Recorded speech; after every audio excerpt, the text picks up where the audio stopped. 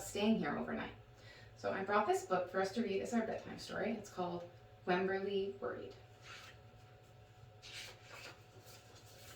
Wemberly worried about everything. Big things. I wanted to make sure you were still here. Little things. Mama, what if I shrink?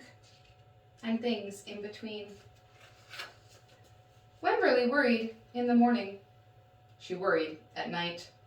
And she worried throughout the day. You worry too much, said her mother. When you worry, I worry, said her father. Worry, worry, worry, said her grandmother. Too much worry. At home, Wemberly worried about the tree in the front yard. What if it falls on our house? And the crack in the living room wall. What if it gets bigger and something comes out of it? And the noise the radiators made. What if there's a snake inside? At the playground, Wemberly worried about the chains on the swings and the bolts on the slide and the bars on the jungle gym. Too rusty, too loose, too high. And always she worried about her doll, Petal. Shouldn't Petal have a car seat too? Petal's lost forever. I found her, sweetie.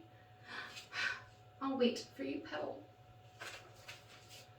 Don't worry, said her mother.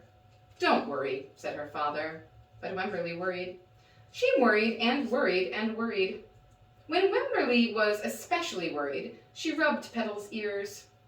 Wemberly worried that if she didn't stop worrying, Petal would have no ears left at all. On her birthday, Wemberly worried that no one would come to her party.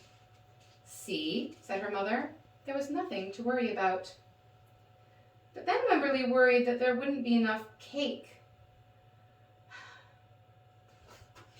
On Halloween, Wemberly worried that there would be too many butterflies in the neighborhood parade. See, said her father, there was nothing to worry about. But then Wemberly worried because she was the only one. You worry too much, said her mother. When you worry, I worry, said her father. Worry, worry, worry, said her grandmother. Too much worry. Soon Wemberly had a new worry. School. Wemberly worried about the start of school more than anything she had ever worried about before. By the time the first day arrived, Wemberly had a long list of worries. What if no one else has spots? What if no one else wears stripes? What if no one else brings a doll? What if the teacher is mean? What if the room smells bad? What if they make fun of my name? What if I can't find the bathroom? What if I hate the snack? What if I have to cry? Don't worry, said her mother. Don't worry, said her father. But Wemberly worried. She worried and worried and worried. She worried all the way there. While Wemberly's parents talked to the teacher, Mrs. Peachum, Wemberly looked around the room. Then Mrs. Peachum said, Wemberly, there's someone I think you should meet. Her name was Jewel. She was standing by herself. She was wearing stripes. She was holding a doll. At first, Wemberly and Jewel just peeked at each other. This is Petal, said Wemberly. This is Niblet, said Jewel. Petal waved. Niblet waved back. Hi, said Petal. Hi, said Niblet. I rub her ears, said Wemberly. I rub her nose, said Jewel. Throughout the morning, Wemberly and Jewel sat side by side and played together whenever they could. Petal and Niblet sat side by side too.